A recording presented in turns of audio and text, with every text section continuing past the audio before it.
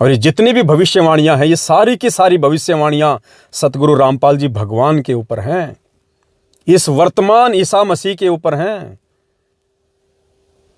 ईसाई भाई कहते हैं ना कि हमारा ईसा आएगा, बादलों से आएगा, ईसा आएगा। अरे वो तो भाई 8 सितंबर 1951 में ही आ गया, उसको पहचान नहीं पा रही दुनिया।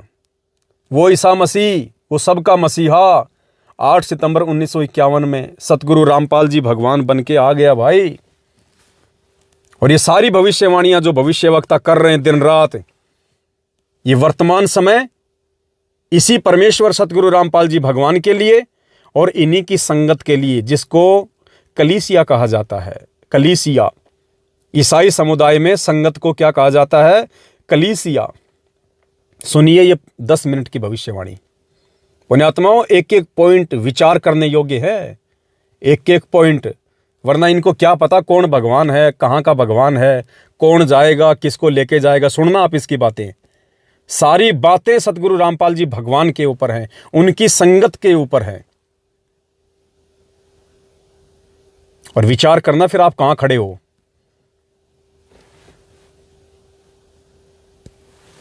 लूका रचित सुसमाचार 21 अध्याय और 34 पद, सावधान ऐसा ना हो कि तुम्हारे मन खुमार से, मतवालेपन से, जीवन की चिंताओं से सुस्त हो जाए। ऐसा ना हो कि तुम पर, सावधान ऐसा ना हो कि तुम्हारा मन खुमार से, जीवन की चिंताओं से, बेचैनी से सुस्त ना हो जाए। अर्थात तुम भूल ना जाना अपने आप को, तुम भूल मत जाना इस मिशन को, तुम भूल मत जाना भगत होके तुम्हारा क्या मकसद है, तुम्हारा क्या टारगेट है। इस जीवन की खुमारी में अपने आप को भूला मत देना, काल एजेंटों के पीछे लग के अपनी मर्यादाओं को तोड़ मत देना, अपने मकसद से तुम भटक मत जाना कि तुम्हारा मकसद राजनीति करना नहीं बल्कि मोक्ष प्राप्त करना है। तुम्हारा मकसद राजनेताओं को प्रसन्न करना नहीं बल्कि अपने सतगुरु देव जी को प्रसन्न करना है। तो ये बेचैनी, ये खुमारी, ये चिंताएं, ये इस बात की ओर इंडिकेट करती हैं कि सावधान रहो।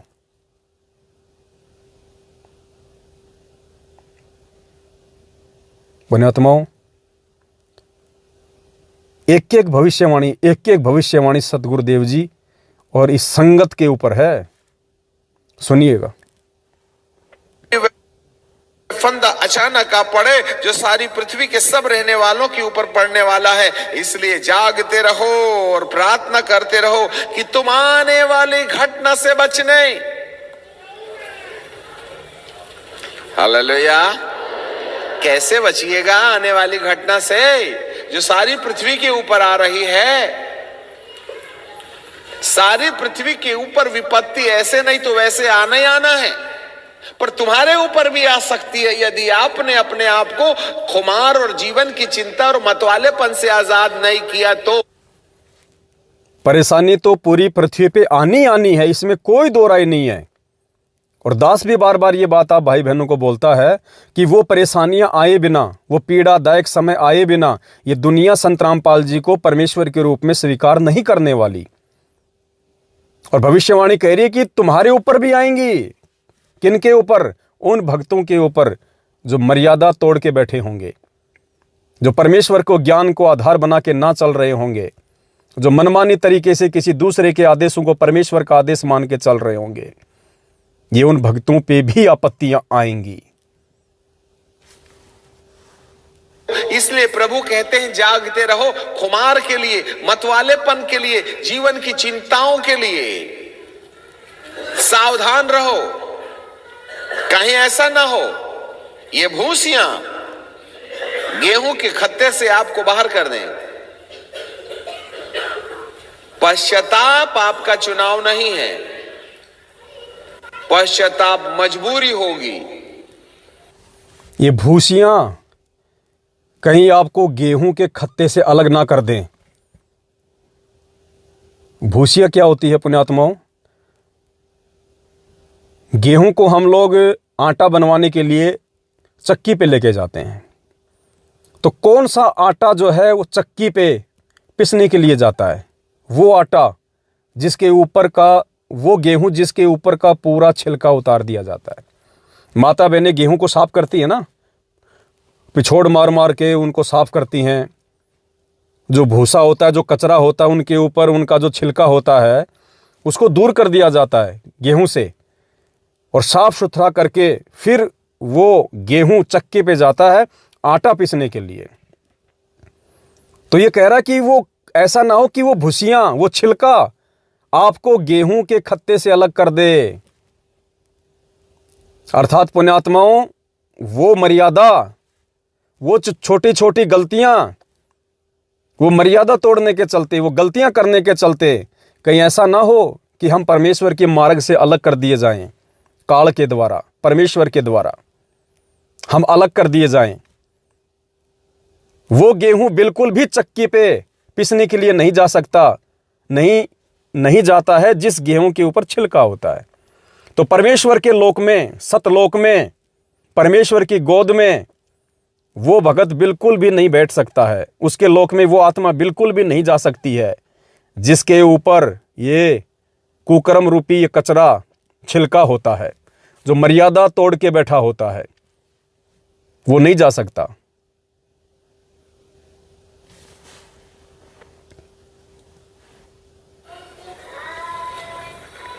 इसलिए परमेश्वर को पश्चाताप करने के लिए मजबूरी वाली परिस्थितियों को ना आने दिया जाए।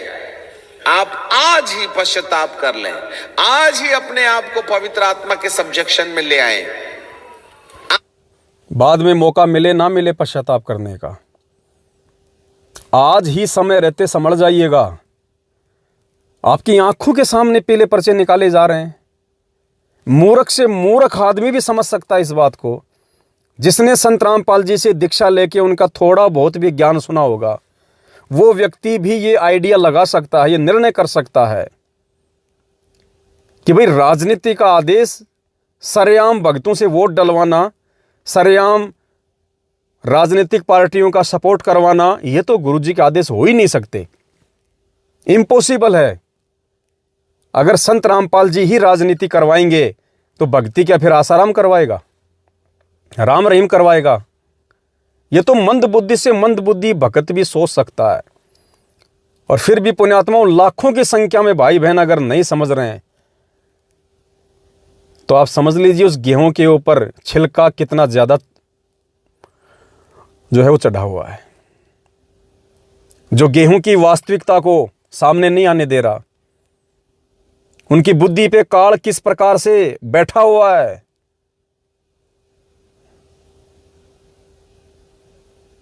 वो लोग नीर खीर का निबेरा नहीं कर रहे, वहां तक उनकी बुद्धि जा ही नहीं रही, ऑफ है। तो शुक्र मनाओ आप सत्सेवक भाई बहन कि परमेश्वर ने समय रहते हमारा वो छिलका उतार दिया अज्ञान वाला, और परमेश्वर ने हमारे को साफ साफ दिखाई देने वाली तत्व ज्ञान रूपी टॉर्च दे दी। आज ही उन तमाम रिश्तों को तोड़ दें जो नाजायज है। आज ही उन तमाम रिश्तों को तोड़ दें जो नाजायज हैं। ये सतलोक आश्रम मैनेजमेंट हरियाणा से रिश्ता नाजायज है, नाजायज। दास का जिस भी भगत भाई बहन का फोन आता, दास सबसे पहले उनको क्या बोलता है कि नाम मत छोड़ो, अगर नाम मिल गया है तो इस मैनेजमेंट को छोड़ दो, क्योंकि ये तुम्हारी मर्यादा तोड़वाता है। तो ये कह रहा है कि उन तमाम नाजायज रिश्तों को छोड़ दो जो तुम्हारे लिए बाधा उत्पन्न करेंगे, तुम्हारे लिए नरक के रास्ते खोलेंगे, सतलोक के रास्तों को जो बंद करेंगे। ये रिश्ते हैं नाजायज। ये कोऑर्डिनेटरों से रिश्ता, नामदान केंद्र वालों से रिश्ता, गुरुदेव के कलयुगी परिवार से रिश्ता, फर्जी आश्रम वालों से रिश्ता, ये नाजायज रिश्ते, नाजायज। और ये नाजायज रिश्ते एक दिन तुम्हारे को भी परमेश्वर की नजरों में नाजायज बना देंगे, नाजायज। ये रिश्ते खत्म करने पड़ेंगे भाई। परमात्मा कहते हैं कबीरा तहां जाइए रह संतन की प्रीत, इष्ट मिले और मन मिले, मिले सकल रस रीत। क्या परमेश्वर के वचनों के अकॉर्डिंग आज मैनेजमेंट वाले जो कुक्रम संगत से करवा रहे हैं, क्या वो मिल रहे हैं? क्या एक भी कर्म परमेश्वर के वचनों के अनुसार ये लोग हमसे करवा रहे हैं? नहीं करवा रहे। ये नाजायज रिश्ते भाई और बहनों तोड़ने पड़ेंगे, वरना समय आने पे काल भगवान तोड़ देगा कमर। उन रिश्तों को जोड़ लें जो जायज है। आने वाली विपत्ति से बचाव हो सकता है।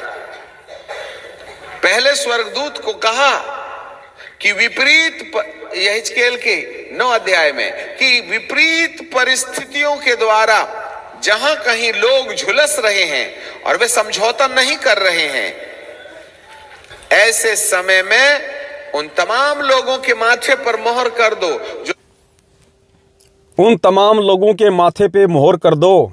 एक स्वर्गदूत को यह आदेश मिला कि उन तमाम लोगों के माथे पे मोहर कर दो जो विपरीत परिस्थितियों में जो लोग झुलस रहे हैं, जो लोग सांसारिक रीति रिवाजों से समझौता नहीं करना चाहते और भक्ति करना चाहते हैं। तो परमेश्वर ने कहा कि उन सब के माथे पे मोहर लगा दो। पुण्यात्माओं, ये विपरीत परिस्थितियों में कौन लोग थे जो ये झुलस रहे हैं?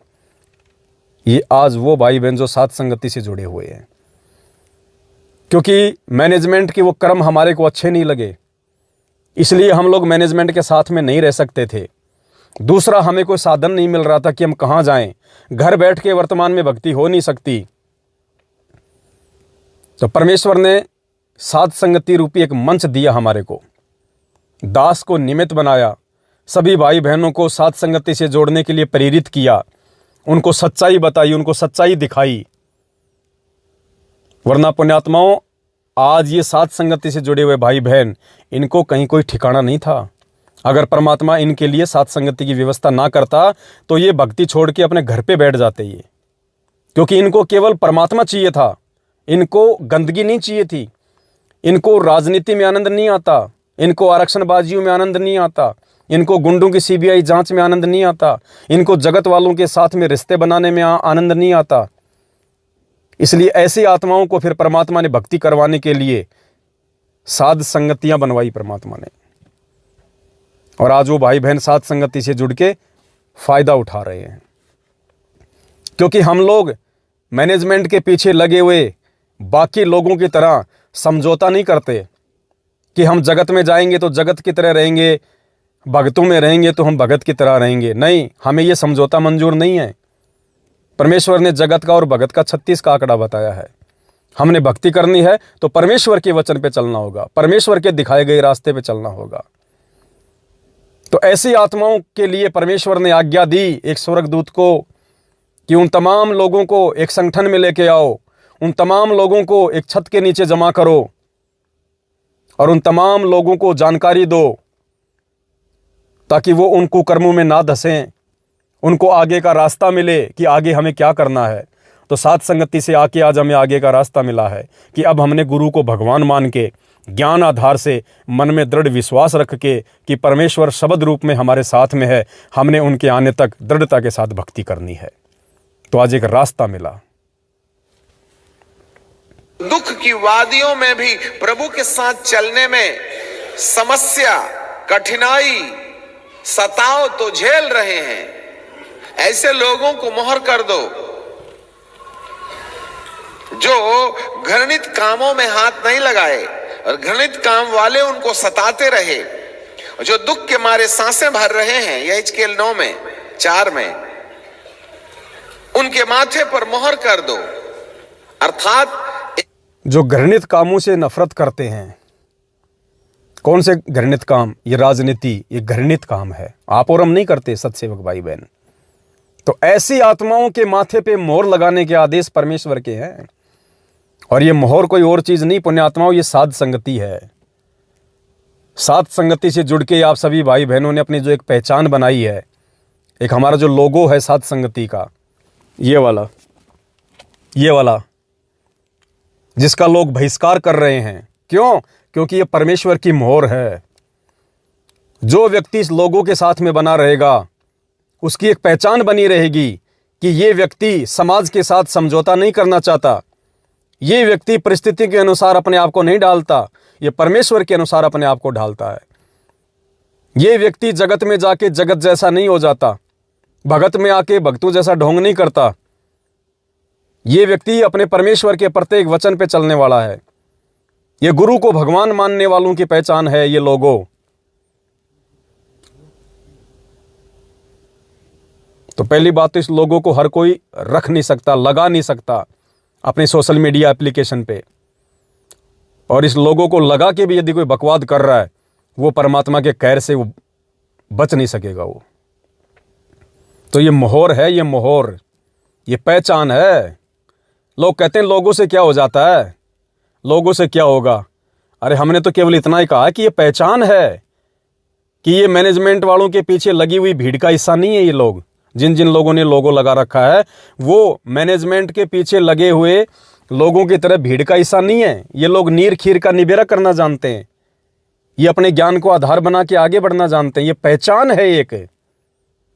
मैं ये नहीं कहता कि लोगों पार करेगा, पार तो भक्ति करेगी, परमात्मा की मेहर करेगी, लेकिन ये पहचान है। लेकिन कुछ लोग कहते हैं नहीं नहीं लोगों से क्या हो जाएगा। बहुत कुछ होता है, बहुत कुछ होता है।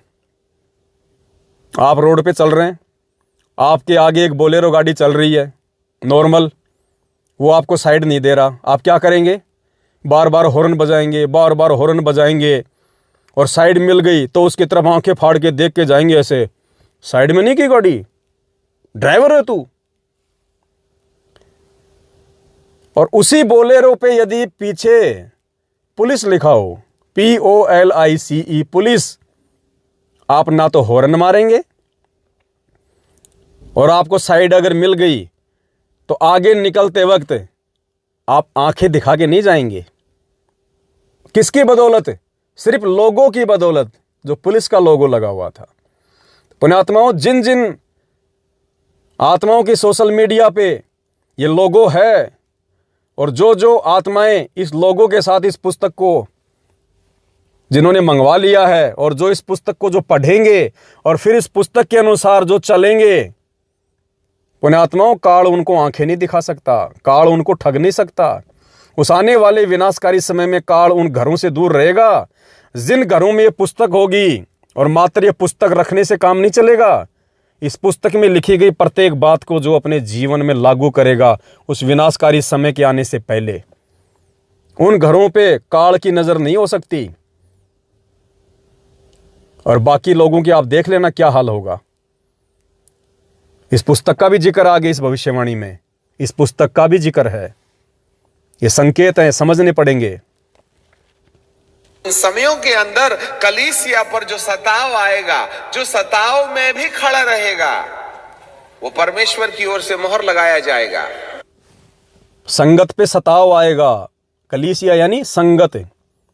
ये कह रहा आगामी समय में संगत पे, कलीसिया पे सताव आएगा। सताव यानी दुख, परेशानियां आएंगी, क्योंकि परेशानियां तो जाहिर सी बात है उन्हीं पे आएंगी जो सही मार्ग पे चलेंगे, जो जगत से समझौता नहीं करेंगे, जो किसी भी डर और दबाव और भय में आके अपने परमेश्वर के नियम, मर्यादा और वचन को नहीं तोड़ेंगे। सताव तो उन्हीं पे आएगा। तो वो सताव थोड़ा बहुत सत्सेवकों पे आएगा, आ भी रहा है, लेकिन फिर भी हम कोई समझौता नहीं कर रहे। फिर परमेश्वर ने आदेश दिया कि उन्हीं आत्माओं के वो माथे पे जाके वो मोहर लगाना, जो ऐसी विकट परिस्थितियों में भी अपने गुरुजी के वचन को ना तोड़ें, जिनको डराया जाए, धमकाया जाए कि गुरुजी का आदेश है वोट डालने का, तुम गुरुद्रोही हो जाओगे, ये हो जाएगा, तुम्हारे को आश्रम से बाहर कर दिया जाएगा, गुरुजी के आने के बाद तुम्हारे को आश्रम में नहीं घुसने दिया जाएगा, तुम गुरुद्रोही कर दिए जाओगे, और भी तरह तरह के डर और दबाव बैठाए जाएंगे। आने वाले समय में जब परिस्थितियां बिगड़ेंगी, सरकारों की तरफ से भी दबाव दिया जाएगा, तरह तरह से फोर्स किया जाएगा। उस समय जो अपनी मर्यादा ना तोड़ेगा, कहते हैं उसके माथे पे ये मोहर लगेगी। तो पुण्यात्माओं, ये मोहर हमारे सत्सेवक भाई बहनों के माथे पे लगी है। किन सत्सेवक भाई बहनों के माथों पे? जिस समय 2014 में कोरोना काल आया था, अच्छे अच्छे लोगों ने भयभीत होके, अच्छे अच्छे भक्तों ने भयभीत होके टीके लगवा लिए, लेकिन हमारे सत्सेवक भाई बहन जो दृढ़ थे, और उसी समय परमात्मा ने दास से अनेक को वीडियो बनवाए, भाई बहनों को समझाया कि ये टीका हमने नहीं लगवाना, हम टीका नहीं लगवा सकते, हम परमेश्वर के बच्चे हैं, इस टीके में गाय का सीरम है, बेजुबान जानवरों को मारा जाता है, उनका सीरम निकाला जाता है, उससे ये टीके बने हैं। हम अपने बचाव के लिए परमेश्वर के अन्य बच्चों की बलि नहीं दे सकते। तो हजारों की संख्या में भाई बहनों ने उन चीज़ों को फॉलो किया और उस समय उन पे सताव आया, सरकार की तरफ से उनको डराया गया, धमकाया गया, तुम्हारे राशन कार्ड छीन लिए जाएंगे, तुम्हारे को ये नहीं दिया जाएगा, वो सुविधा नहीं दी जाएगी, ज़बरदस्ती आके लगाएंगे, तुम्हारे को नौकरी से निकाल दिया जाएगा, तरह तरह के दबाव बनाए गए, डर बैठाया गया। लेकिन जो आत्माएं दृढ़ थी और जिन्होंने टीके नहीं लगवाए, तो देख लो आज क्या है, कुछ नहीं है। ना कोई सुविधा बंद हुई, ना कोई जेल में ठूंसा गया, कुछ नहीं किया गया। बस वो डर था काल का। काल चाहता था कि दबाव में आके ये टीके लोग लगवा लें और पाप के भागी बन जाएं, पाप के भागी। अरे परमेश्वर ने तो हमें जानवरों के चमड़े से बने जूते तक पहनने के लिए मना किया है, तो जानवर के खून से बनी वो टीका हम कैसे लगवा सकते थे? और इन काल दूत सतलोक आश्रम मैनेजमेंट हरियाणा वालों ने इसी तरह एक पीला पर्चा निकाल के गुरुजी का आदेश बता दिया कि टीके लगवा लो, कुछ नहीं होता, सरकार कोई गलत काम नहीं करती। ये शराब के ठेके सरकार ने खुलवा रखे, गलत काम नहीं है। बूचड़ खाने खुलवा रखे, गलत काम नहीं है। वैश्यावर्ती को लाइसेंस देती है सरकार, ये गलत काम नहीं है। और आदेश भगवान के बता रहे हो कि सरकार कुछ गलत नहीं करती। अपनी कुर्सी के लिए राजनेता लोग सैकड़ों लोग मरवा देते हैं, वो गलत काम नहीं है। पुण्यात्माओं, ऐसे ही काल सूक्ष्म चाल चलता है, ऐसे ही ठगता है। और ठगी का शिकार वो होते हैं जो ज्ञान को आधार नहीं बनाते, जो साध संगति से नहीं जुड़े होते हैं। तो मेहर करी परमात्मा ने हम सत्सेवक भाई बहनों पे। उस समय हमारे ऊपर सताव आया, हमें डराया गया, धमकाया गया, दबाव दिया गया, इधर मैनेजमेंट की तरफ से, उधर सरकार की तरफ से। लेकिन उस सताव के समय में, उस भय के माहौल में भी हम लोग स्थिर रहे, डरे नहीं। अपने गुरुजी पे विश्वास रखा कि नौकरी जाए तो जाने दो, जेल हो जाए तो हो जाने दो, कोई बात नहीं, हम अपने गुरुजी का वचन नहीं तोड़ेंगे। हम अपने स्वार्थ के लिए, अपने जीवन रक्षा के लिए हम दूसरे जानवरों की हत्या में सहयोग नहीं करेंगे। तो कितनी बड़ी मेहर करी परमात्मा ने। आज वो लोग ठगी का शिकार हो चुके हैं और आने वाले समय में उनके शरीर में क्या क्या कॉम्प्लिकेशन होंगे आप देख लेना। आने वाला समय जो बीमारियों का समय है, जो विनाशकारी समय है, आप देखना वो टीके क्या क्या रंग दिखाएंगे जो शरीर की नसों में घूम रहे हैं, वो बैक्टीरिया।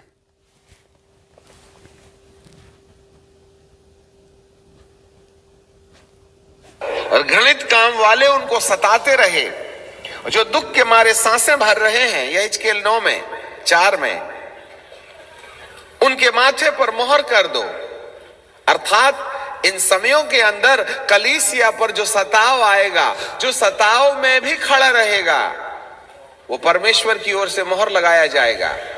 और जो सताव में प्रभु को छोड़ के चला जाएगा, उसको कहता है जिसके माथे पर परमेश्वर की मोहर नहीं, उसको काट के नाश कर दो, दया नहीं करना। अब बताओ पुण्यात्माओं, ये भविष्यवाणियां बता रहा है ये बाइबल को पढ़ने वाला। अब ना तो इसको परमेश्वर का पता है, ना इसको मोहर का पता है, ना इनकी संगत में कोई सताव आ रहा है। ये लोग मांस मछली तो सबसे पहले खाते हैं, सबसे पहले ये लोग मांस मछली खाते हैं। ईसाई धर्म को मानने वाले सारे उल्टे काम करते हैं।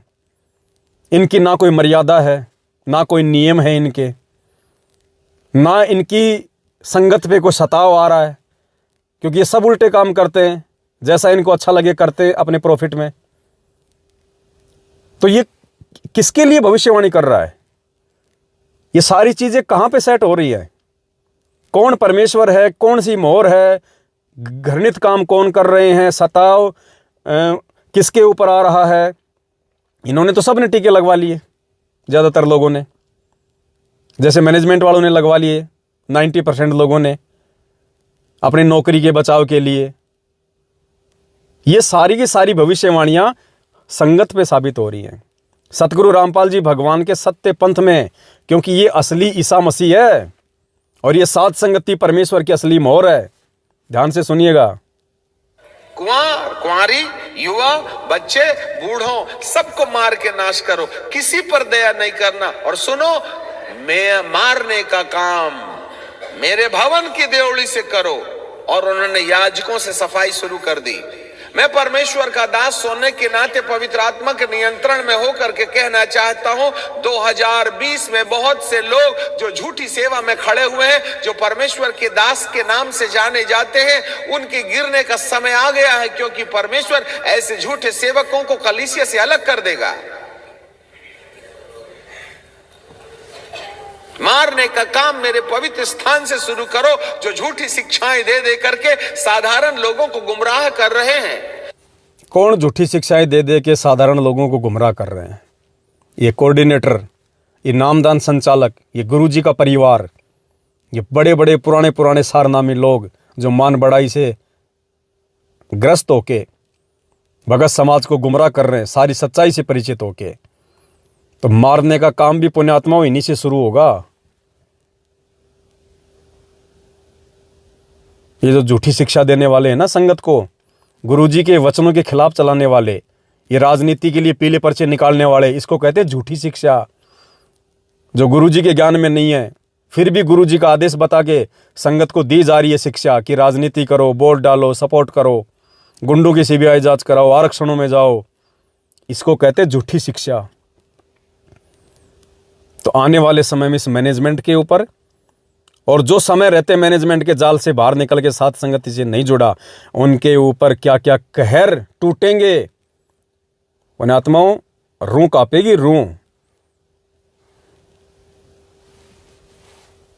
जितने लोग फॉल्स टीचिंग्स और गलत प्रकार की शिक्षा और गलत प्रकार की प्रतिज्ञाएं और पैसे दे करके और लोभ लालच दे करके संस्थाओं को तोड़ने और पवित्र लोगों से अलग करने का प्रयास कर रहे हैं, वे परमेश्वर का सामना करेंगे। सामना करना पड़ेगा मैनेजमेंट को। They are going to be judged by God.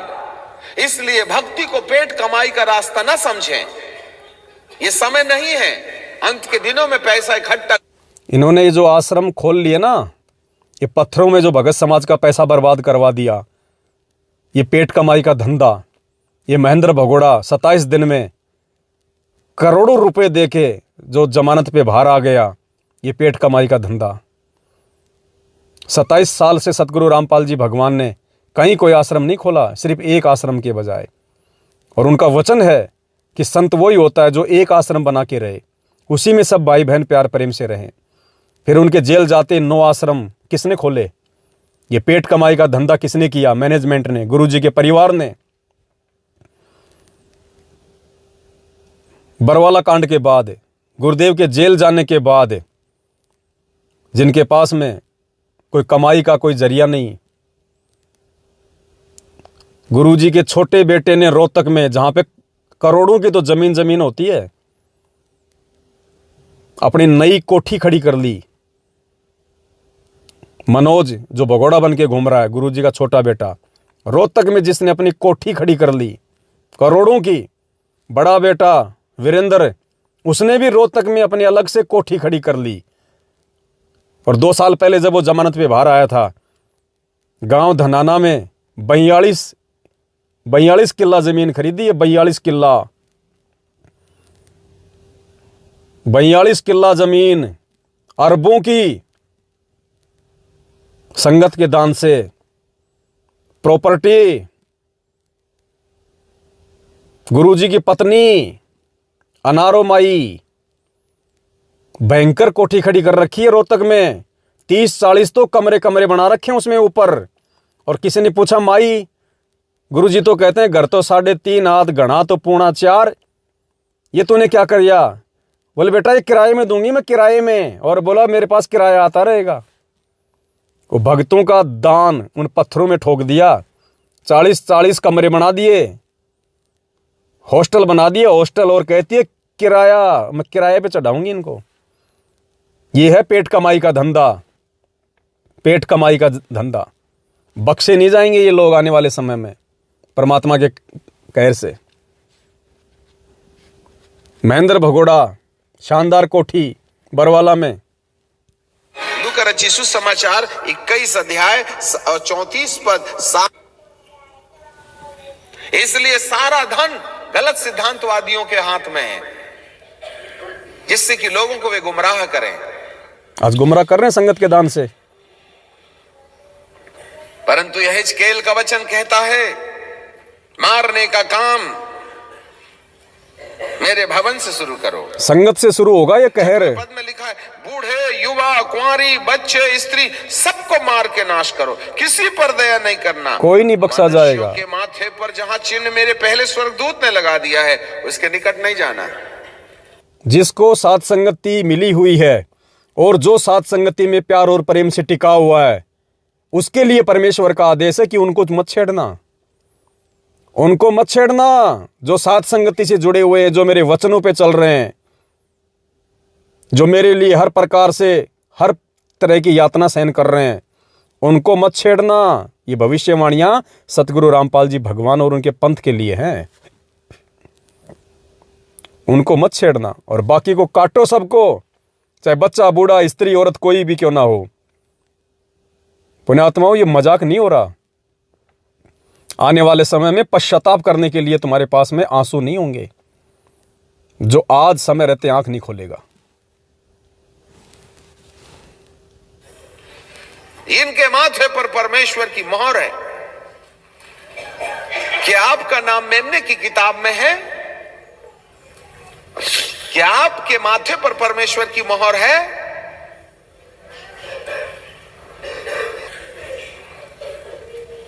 मेरे पवित्र स्थान से आरंभ करो। और उन्होंने पुर्रियों से आरंभ किया जो भवन के सामने थे। The first judgment will come upon the people of God. सबसे पहला न्याय पादरियों के ऊपर से आएगा, मैनेजमेंट के ऊपर से, कोऑर्डिनेटरों के ऊपर दे से, रहे हैं, जो लोगों को सत्य पथ से भटकाने का प्रयास कर रहे हैं, राजनीतियां करवा के, जो सुसमाचार में मिलावट कर रहे हैं, उनका समय खत्म हुआ। सुसमाचार में मिलावट, यानी परमेश्वर ने 27 साल से हमें जो सुविचार दिए, जो ज्ञान दिया, उसमें मिलावट करके उन्हीं का नाम लिख लिख के पीले पर्चों पे, और जो ये राजनीतियां करवाई जा रही हैं, ये धर्म भंडारे के नाम पे राजनेताओं को बुलाया जाता है, जगत वालों के साथ हमारे को धरने रैलियों में बैठा दिया जाता है। ये सुसमाचार में मिलावट होती है। सुसमाचार में मिलावट यानी परमेश्वर के आदेश और उनके ज्ञान में मिलावट। जो वचन के अनुसार खड़े रहेंगे, जो आत्मा के भय में चलेंगे, सात जो संगति, पवित्र आत्मा के संरक्षण में अपना जीवन चलाएंगे, सात संगति वाले, वे ही सरवाइव करेंगे, वो ही बचे रहेंगे भाई। जो वचन पर खड़ी कलीसियाएं हैं, वे बची रहेंगी। वचन पे खड़ी कलीसियां, वचन पे खड़ी हुई जो संगत है, वो ही बची रहेगी। तो वचन पे आज कौन खड़ा है? ये घटिया राजनीति कौन नहीं करता? सत्सेवक, सात संगति वाले। गुरु को भगवान मान के भोग कौन लगा रहे हैं? वचन पे कौन टिके हुए हैं? सात संगत वाले। पुण्यात्मा, एक एक शब्द इस परमेश्वर के मार्ग में है, एक एक शब्द। केवल इनको समझने की आवश्यकता है, इन भविष्यवाणियों को। और इनको समझेगा भी वही जो परमेश्वर का प्यारा होगा, जो वास्तव में अपने आत्म कल्याण के लिए इस मार्ग में जुड़ा होगा।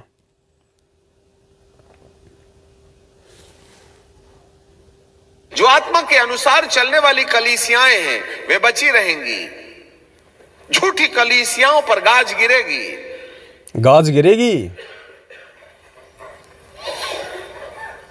भविष्यवाणी के पूरे होने का समय आ गया है।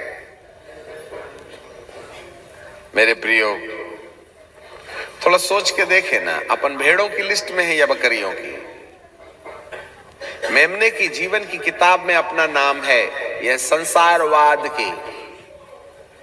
क्या हमारे माथे पर परमेश्वर ने वचन की खराई पर चलने के कारण 3 दांते वाली चाबी, जिसमें पवित्र आत्मा का प्रेम, आनंद और शांति है, वो वाली मोहर लगी है क्या?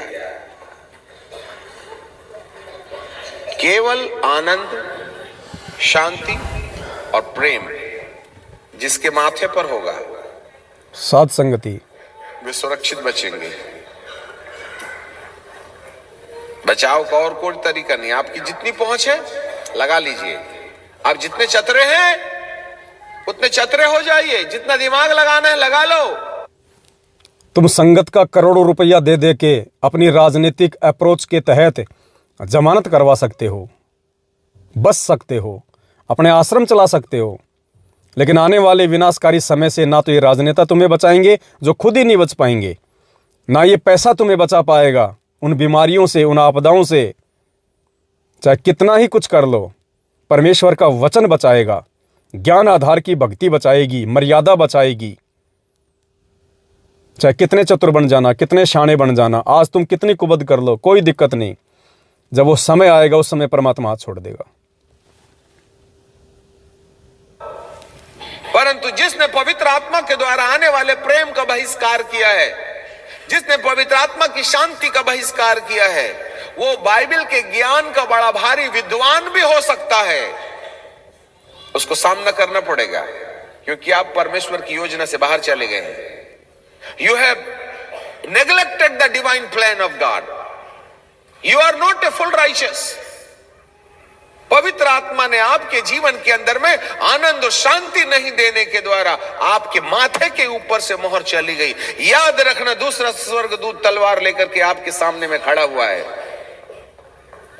यदि माथे पर पवित्र आत्मा का प्रेम, आनंद और शांति की मोहर नहीं देखेगा, यदि तलवार चले तो जवाबदारी परमेश्वर की नहीं है।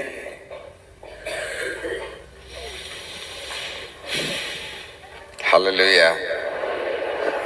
प्रभु को एंटी क्राइस्ट का साम्राज्य लाने की कोई जोर जबरदस्ती नहीं है। क्या करें, मेरे लोग नहीं सुनते ना। मेरे कितने प्रचारक हैं, जिसको भी मैं अंगूर की बारी का, जिसको मैंने अंगूर की बारी दी थी ना, उससे अंगूर लेने के लिए मैंने भेजा था। अंगूर की बारी के ठेकेदारों ने मालिक के भेजे गए नौकरों को मारा। मालिक के भेजे गए नौकर जो इन आश्रमों के ठेकेदार बने हुए अंगूर की बारियों के, मालिक ने इनको समझाने के लिए सात संगतियां चलवाई, वीडियो बनवाए, इन तक संदेशे पहुंचाए, लेकिन ये इन्होंने हमें मारा, पीटा, गालियां निकाली कि तुम गुरुद्रोही हो। अपने स्वार्थ के लिए इन लोगों ने ऐसा सब कुछ किया और मार पीट के हमारे को चुप कर दिया गया। बार बार हमने प्रयास किए, फिर इन्होंने उस परमेश्वर को भी मारा। आज ये परमेश्वर को भी मार रहे हैं। कैसे? उनके वचन को तोड़ के, परमेश्वर की शिक्षाओं को तोड़ के, परमेश्वर के बच्चों को गुमराह करके आज ये परमेश्वर को भी मार रहे हैं। दूसरे को भेजा, उसको भी मारा, तीसरे को भेजा, उसको भी मारा। मालिक सोचा ये ठेकेदार मेरे बेटे का आदर करेंगे, तो उन्होंने कहा, ठेकेदारों ने, यही है मालिक, बाप का बेटा, इसको भी मार डालो तो बारी हमारी हो जाएगी।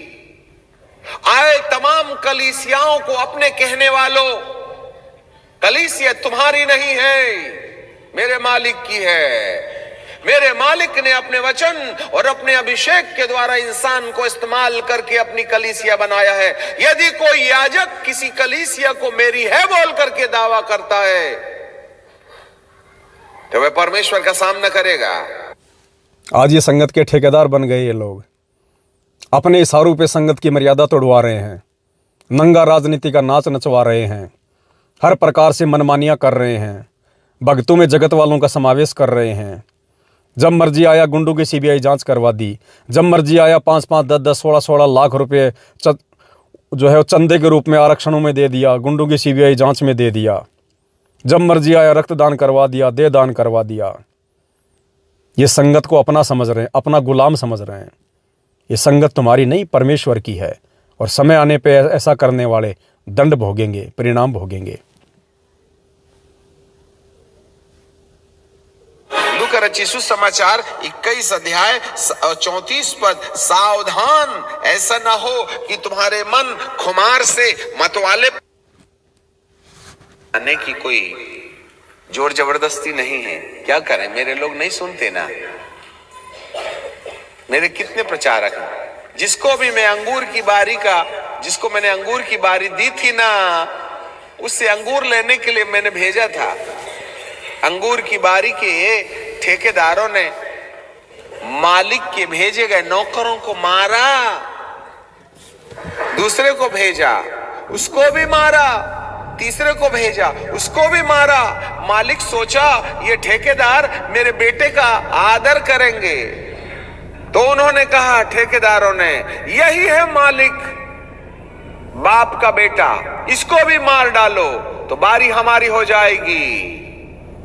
आए तमाम कलीसियाओं को अपने कहने वालों, कलीसिया तुम्हारी नहीं है, मेरे मालिक की है। मेरे मालिक ने अपने वचन और अपने अभिषेक के द्वारा इंसान को इस्तेमाल करके अपनी कलीसिया बनाया है। यदि कोई याजक किसी कलीसिया को मेरी है बोल करके दावा करता है तो वह परमेश्वर का सामना करेगा। कलीसिया परमेश्वर की है। हर इंसान को याजक लोग उस तरीके से बनाएं जिस तरीके से खुदा ने बनाने की मनसा अपने मन में रखी हुई है। उसके मन को समझो। परमेश्वर आपको कलीसिया को किस दिशा में ले जाने के लिए बोल रहा है। यदि थोड़ी सी परमेश्वर के विचारों को समझो कि वो परमात्मा संगत को किस दिशा में ले जाने की सोच रहा है, किस दिशा में ले जाने की बोल रहा है, और तुम किस जो है वो गड्ढे में लेके जा रहे हो। इनसे बेचारों से कुकर्म करवा रहे हो। ये नादान भगत भाई बहनों को जल्दबाजी में कोरोना में नाम दीक्षा दिलवा के इन फर्जी जो है दीक्षा प्रणाली से, डीवीडी वाली जो दीक्षा प्रणाली है, जो आदेश नहीं है गुरुजी का वर्तमान में, इसके माध्यम से तुमने लोगों की भीड़ इकट्ठी कर ली और अब तुम काल प्रेरणा से उनका नाजायज फायदा उठा रहे हो अपने स्वार्थ के लिए। परमात्मा ने जिन आत्माओं को मोक्ष के लिए अपने मार्ग से जोड़ा, उन आत्माओं को तुम काल के गड्ढे में ले जा रहे हो, उनसे सारे कुकर्म करवा रहे हो। नाम उस परमेश्वर का सामना करना पड़ेगा भाई। गलती हो गई तो याजकों का इसका भुगतान करना पड़ेगा, संगत को भी भुगतान करना पड़ेगा। प्रचारक ना बने, पहले परमेश्वर को समझ ले कि उसके दिल में क्या है। हर एक व्यक्ति प्रचारक ना बने। अपने आत्माओं ये चीज समझने की है। पहले परमात्मा के मकसद को समझ लें कि परमात्मा के दिल में क्या है, परमात्मा चाहता क्या है। हर एक व्यक्ति प्रचारक ना बने। ये सात संगतियों से जो लोग निकल रहे हैं ना, अहंकार ग्रस्त होके, मान बढ़ाई की भूख लेके, ये वही लोग बाहर निकल रहे हैं जो ज़बरदस्ती के जो प्रचारक बनने का जो प्रयास कर रहे थे। इसलिए कहते हैं हर एक व्यक्ति प्रचारक ना बने। ये सात संगतियों में आके जो अपने आप को थोड़ा बहुत ज्ञान लेके और अपने आप को जो बहुत बड़ा समझने लग गए थे कि संगत तो ऐसी ही है, हमारे पीछे भी ऐसे लग जाएगी। हर एक व्यक्ति प्रचारक ना बने। पहले परमात्मा के मिशन को समझ ले कि परमात्मा चाहते क्या है। तुम अपने आप को तो समझ नहीं पाए, परमात्मा को क्या समझोगे। और जो ऐसे लोग थे आज उनको परमात्मा ने साइड में कर दिया, खुद ही बाहर हो गए। वो नहीं बन सकते भाई साहब। जिसको परमात्मा खड़ा करेगा, जिसको परमात्मा निमित्त बनाएगा, जिसको परमात्मा सद्बुद्धि देगा, वही आत्मा ये काम कर सकती है। प्रचारक का, भाई बहनों को समझाने का दूसरा नहीं कर सकता। तुम समझ नहीं पाओगे उन बातों को कि परमात्मा चाहता क्या है।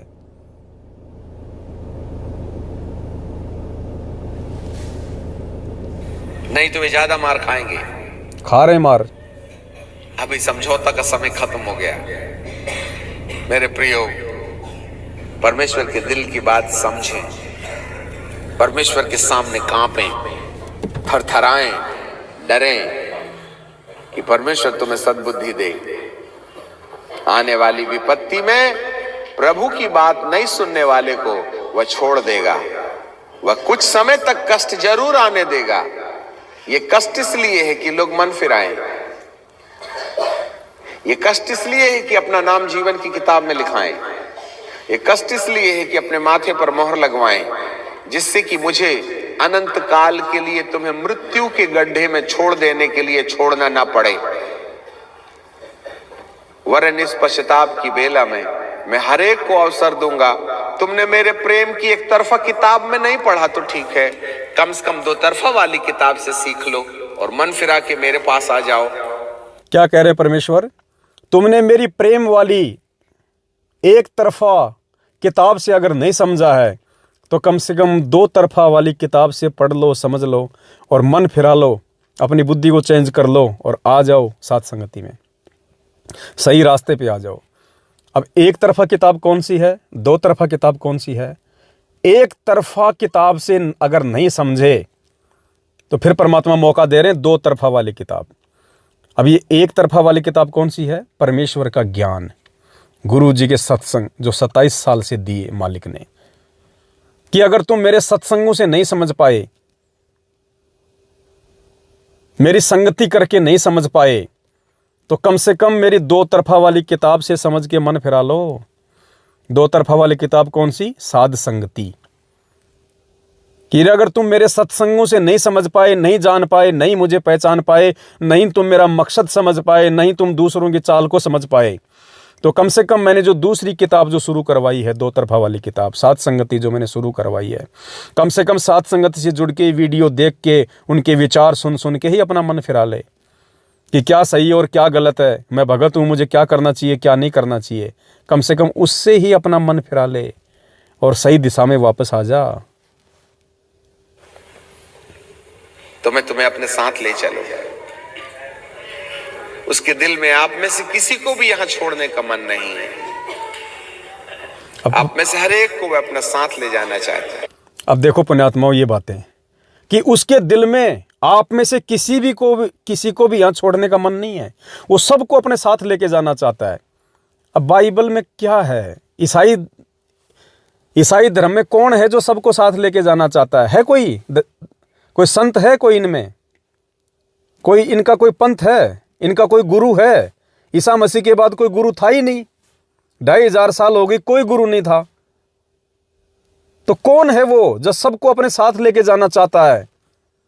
साथ लेके कौन जाएगा? जो वर्तमान में है, वो किसी को नहीं छोड़ना चाहता। यहां पे ये सारी भविष्यवाणियां सतगुरु रामपाल जी भगवान और उनके पंथ पे हैं कि वो परमेश्वर जो 8 सितंबर 1951 को आ चुका है, ईसा मसीह, वो 27 साल से ज्ञान दे दे के और वो सबको यहां से अपने लोक में लेके जाना चाहता है।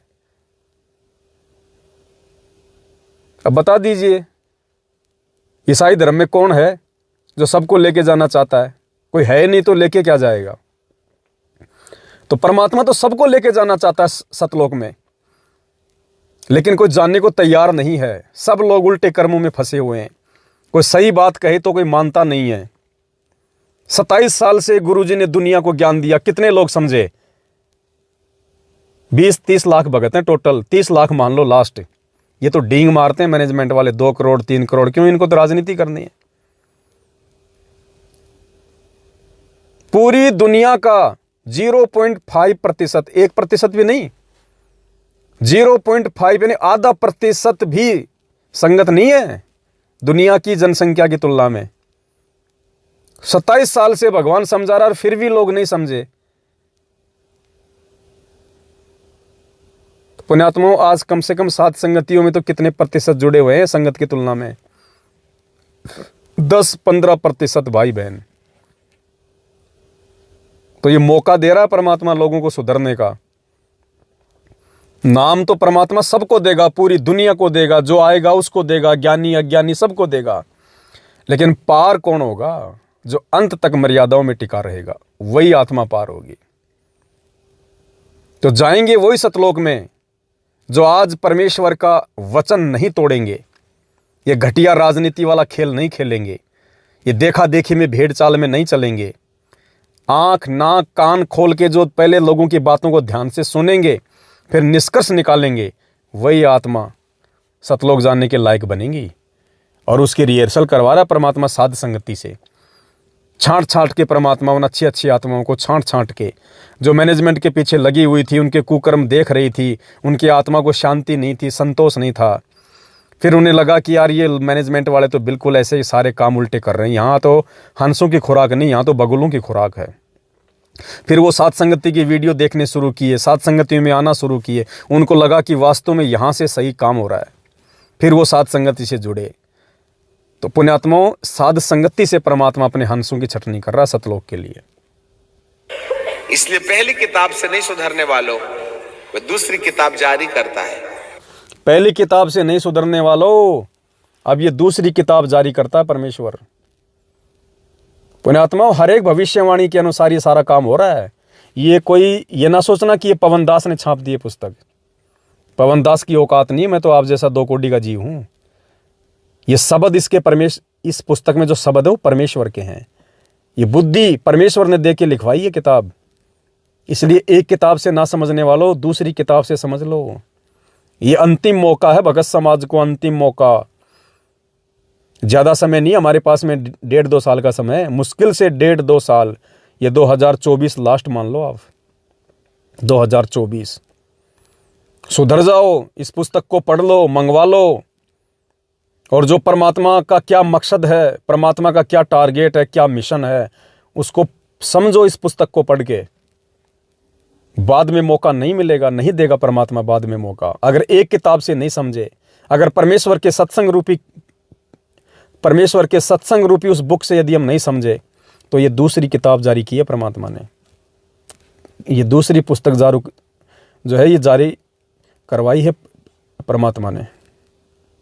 पुण्यात्माओं, ये मौका नहीं मिलेगा, रोएंगे हम फिर। बाद में चिल्लाते रहना, पश्चाताप करते रहना, कोई फायदा नहीं होगा। जब आज भगवान मौका दे रहा है तो आज हम आंख बंद करके बैठे हैं। अरे गुरुजी की पुस्तक है भाई, गुरुजी का ज्ञान है इसमें, लिखी मैंने है तो क्या हुआ इसमें?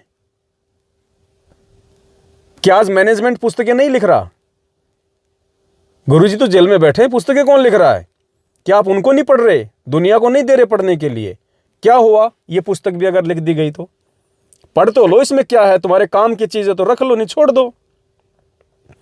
जब तुम 2 टाइम की रोजी रोटी के लिए दुनिया भर की बकवास तुम पढ़ सकते हो, पुस्तकें तुम अपने बच्चों को ला के दे सकते हो स्कूल में, कॉलेज में, अपने आत्म कल्याण के लिए तुम ये पुस्तक पढ़ने से शर्मा रहे हो, डर लग रहा तुम्हें। ये डर तुम्हें खा जाएगा फिर एक दिन, अगर नहीं संभले तो, डर से बाहर नहीं निकले तो। अगर एक किताब से नहीं समझे, परमेश्वर के सत्संगों से, तो ये दूसरी किताब उसी भगवान ने जारी करवाई है। 82 73 84 95 60 ये दास का व्हाट्सएप नंबर है। इस पे अपना पूरा पता, पिन कोड नंबर सेंड कर दो, पढ़ लो इसको। नहीं तो आने वाले समय में उस काल के कहर से ना तो तुम्हारा कोऑर्डिनेटर तुम्हें बचाएगा, ना मैनेजमेंट तुम्हें बचाएगा, ना तुम्हारा परिवार तुम्हें बचाएगा। परमात्मा तो आएगा कहाँ बचाने के लिए? परमात्मा तो उनको बचाएगा जो इस पुस्तक को पढ़ के, जो परमेश्वर का हो जाएगा, जो मर्यादाओं में रहेगा।